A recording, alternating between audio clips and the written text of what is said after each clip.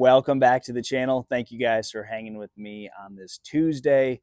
So here are my top 5 techniques for the month of April. A lot of these baits are going to be completely different, but you can use them in the same types of water just depending on the conditions you have that day. So we're going to start with the easiest fish to catch in the month of April, and that is spawners. Let's keep this as simple as we can, a soft plastic stick bait. Now I rig it 2 different ways. Wacky, which I think will always get you more bites, or Texas style, which is more efficient. So you have to decide, is efficiency or getting more bites important? Now the wacky rig, everywhere I've ever been, has been a better fish catcher. You're just going to hang it up a lot more. One of the other positives of the wacky rig is that you can put this bait on 20-pound test. So if you want to put a real heavy leader on your rod, I'll still throw it on a spinning rod, it's going to work still.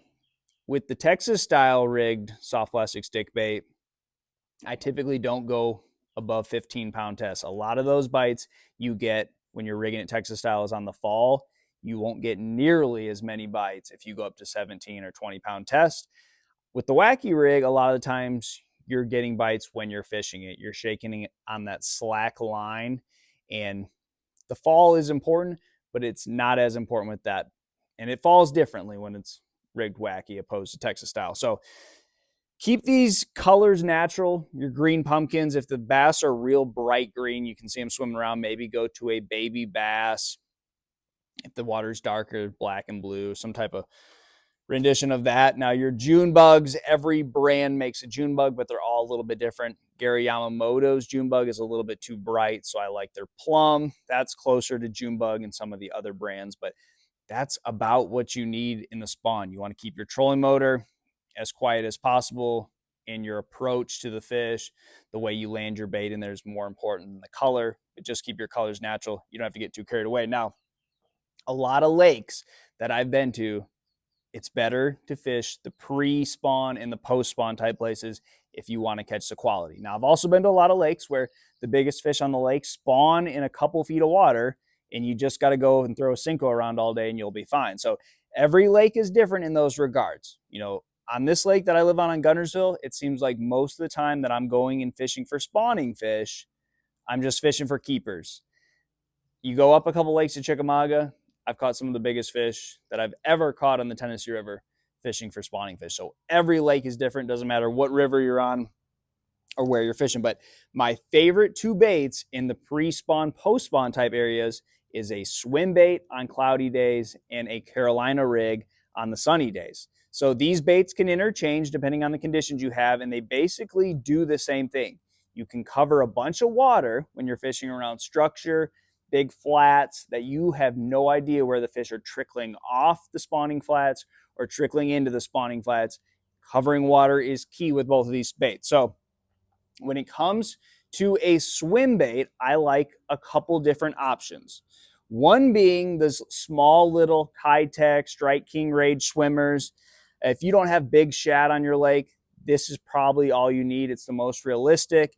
And in these smaller sizes, it works really well. When you get into these bigger Kitechs, like the real big ones, like this size and bigger, it doesn't really work real well. So these smaller swim baits on lakes that have smaller shad. Now, we live on the Tennessee River here, so there are bigger shad.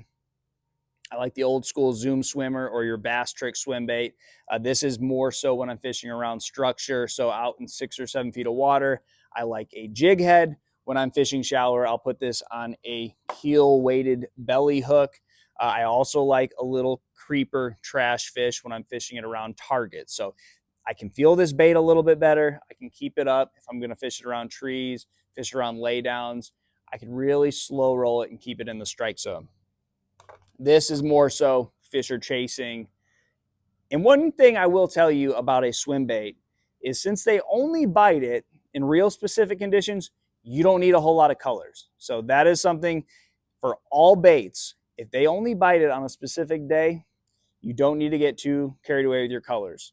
If the water's real clear, very natural shad pattern, it's got a little bit of dinge in it, your whites, but most of the time they're going to bite a swim bait in a specific day and a specific watercolor. So once you get out of that day or that watercolor, You're probably not going to catch anything on a swim bait anyways. Doesn't matter if you go to that chartreuse or whatever. So keep this as basic and as simple as you possibly can. Now, I just did a video on the Carolina rig. Again, very simple. Make sure you got a 3/4 ounce weight, a swivel, keep your leader length about half the length of your rod, small hook, and you need some type of finesse worm or a baby brush hog, and that's about it.